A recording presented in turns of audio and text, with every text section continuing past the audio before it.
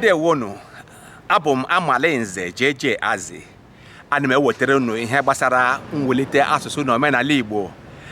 Ihe anyị bịara taa bụ Uka Igbo nke ndị Atlanta niile na-abịakọta ka e wee n'aka ụka n'Igbo na iwelite asụsụ na omenala Igbo.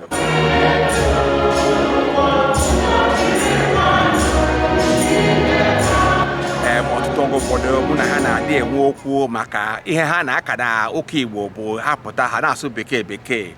Ụfọdụ na-asị na ọ bụ ka ụmụaka akpọbatara n'ụlọ ụka ka ha na-anụkwa ihe anyị na-ekwu. Mụ onwe m wee na-agwa ha na ọ bụrụ na ha na-asụ Igbo, ọ bụ nke ga-enyere ụmụaka anyị aka ka ha wee na-anụ.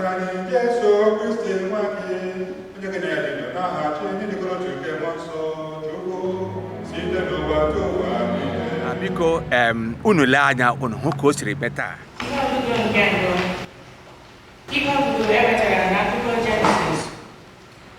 Isiokwu onye na-akakọ nwa Igbo gị, aga m ekputere unu obere mmiri ka unu jiri sachaa ụkwụ unu bịa dị n'ala zuru ike n'okpuru osisi a. Aga m ewetara unu obere achịcha nke ga-aba unu ume ka wee zaa ya si mee otu iku.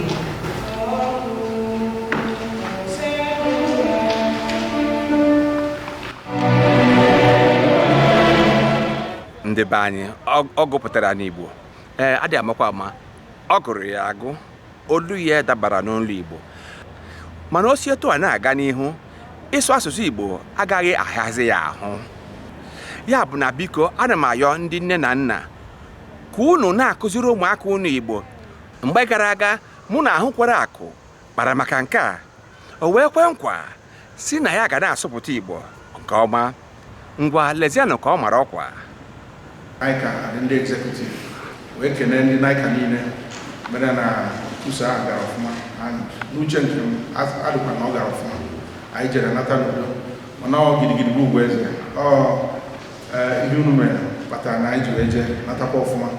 Ndị be anyị unu ahụghị na egwu anyị na-ekwe na-aga nke ọma. Unu lekwa anya unu hụ eze bụ enyi ọkammụta Boniface Ọtọ ka ọ mara ọkwa. Ọ wara asụsụ Igbo agba. Ọ bụ ụdị ihe a ka m na-achọ. Ọ sụrụ Igbo ma ọ tinyeghị otu mkpụrụ bekee n'ime ya. Geenụ ya ntị. Biko aba mbụ Chukwuemeka Boniface Ọtọ. Onye m rọpụtara ka ọ na-alụ n'ọrụ mfe gbasara ndị a na-abụọ n'aka dormitory tinye ahụike ndị okenye. Ndị mụ na pa na-alụ ọrụ a amarụ maka na ebe a taa sista. Ọ ka ya na-alụnya bụ ọrụ. Nwee na-asị na obi dị m ụtọ iji kwụ na Neka dormitory anaghị apago. Ngwa lezianụ ụmụaka anyị ndị yọrọ ayịyọ.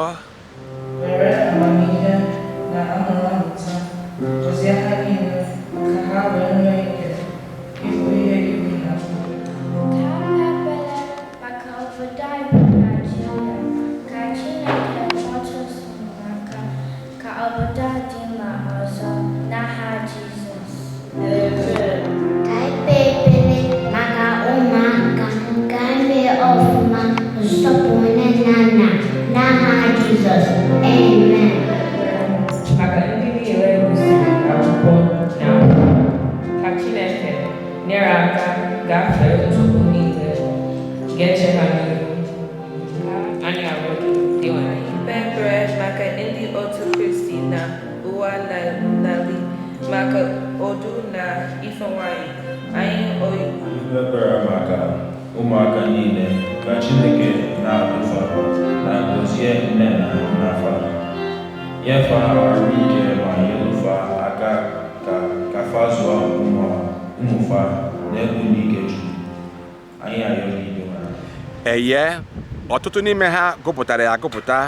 Ọ dị mma mana o zuchaghị. Aga m achọ ka ụmụaka anyị na-asụ asụsụ Igbo dị ka nke ha mụtara si n'isi ha were na-apụta. Ekelekwara m ndị kụziri ha nke a. Ngwa lezianụ ka anyị kara. Ihe ọgụgụ ewetara n'akwụkwọ ozi Pọl dị asọrọ degara ndị Kolosaịs. Isiokwu: ihe omimi ezoro ezo kemgbe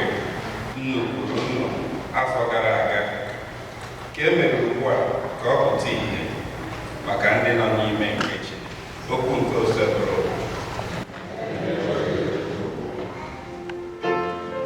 onye nwe anyị nọnyere unu.